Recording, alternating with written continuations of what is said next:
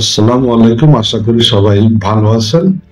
বাংলাদেশ আওয়ামী লীগের সাধারণ সম্পাদক জনাব ওবায়দুল কাদের, ওনাকে আসলে অষ্টম আশ্চর্য বললেও ভুল হবে না।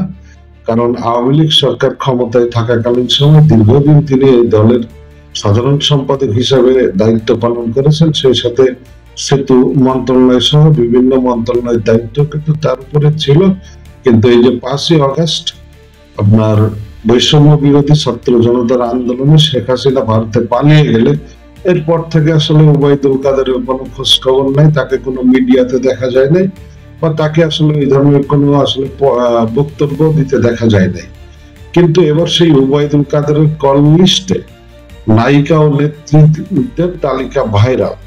আওয়ামী লীগের সাধারণ সম্পাদক ও সাবেক সেতুমন্ত্রী ওবায়দুল কাদেরের কল লিস্টে একাধিক নায়িকা ও নেত্রীদের তালিকা সামাজিক যোগাযোগ মাধ্যমে ভাইরাল হয়েছে। ওই কল লিস্ট অনুযায়ী নায়িকা কেওয়া, মিস বাংলাদেশ ফারজানা, আন্নজেনা, এলিন সহ মডেল নায়িকা যেমন আছেন তেমনি ফোন দিয়েছেন ময়মনসিংহের নেত্রী কবিতাকেও। একটি বেসরকারি টেলিভিশনের তথ্য অনুযায়ী জানা গেছে 5 আগস্ট ওবায়দুল কাদের নায়িকা সোহানা সাবা সহ প্রয়াত নায়িকা মেঘলার সঙ্গে একাধিকবার যোগাযোগ করেন।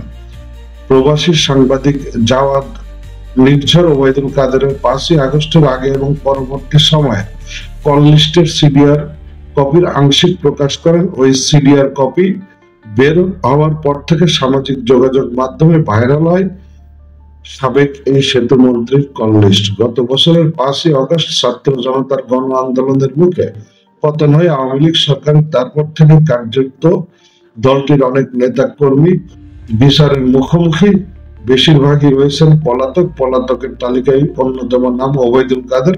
ক্ষমতায় থাকাকালীন ওবায়দুল কাদেরের সঙ্গে বিভিন্ন নায়িকা মডেলের সঙ্গে ছবি সামাজিক যোগাযোগ মাধ্যমে ভাইরাল হওয়া ছিল নিয়মিত ঘটনা, যাতে প্রকাশ পেত অনেক নায়িকার সঙ্গে তার নিবিড় সম্পর্কের রসায়ন। এসব নিয়ে সামাজিক যোগাযোগ মাধ্যমে নিয়মিত আলোচনা সমালোচনা হতো নেটিজেনদের মুখে, কিন্তু প্রকাশ্যে সেগুলো নিয়ে কেউ কথা বলতে পারতেন না। পালিয়ে যাওয়ার পর থেকে তাদেরকে নিয়ে একের পর এক চাঞ্চল্যকর তথ্য বেরিয়ে আসতে শুরু করেছে। এর আগে দেশের বিভিন্ন লোকেশনে ওবায়দুল কাদের আছেন বলে সামাজিক যোগাযোগ মাধ্যমে একাধিকবার খবর ছড়িয়ে পড়ে। কোথাও কোথাও আইন শৃঙ্খলা বাহিনী অভিযানও চালিয়েছিল, তবে কোথাও তার খোঁজ মেলেনি। গুঞ্জন আছে অন্যান্য নেতাদের মতো দেশ ছেড়ে পালিয়েছেন ওবায়দুল কাদের।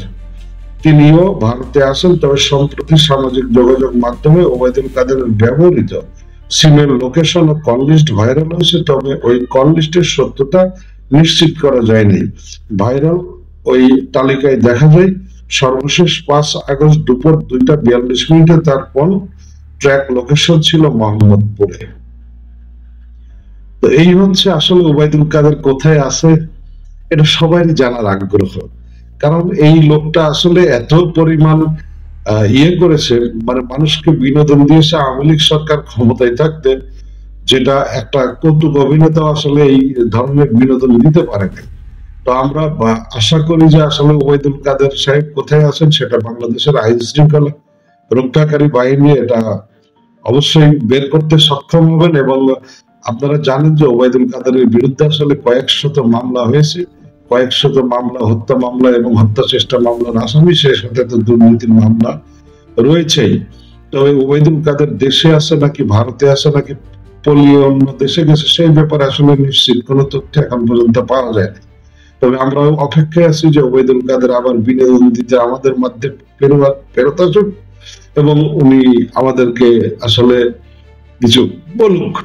কারণ ওনার যে বক্তব্য বিগত আওয়ামী লীগ সরকার আমলে মানুষকে যে পরিমাণ বিনোদনের মধ্যে রেখেছিল, আমার মনে হয় না যে কোনো কৌতুক অভিনেতার ঠিক আসলে কথাবার্তায় মানুষ এই ধরনের বিনোদন পেয়েছে। ভালো থাকবেন সব।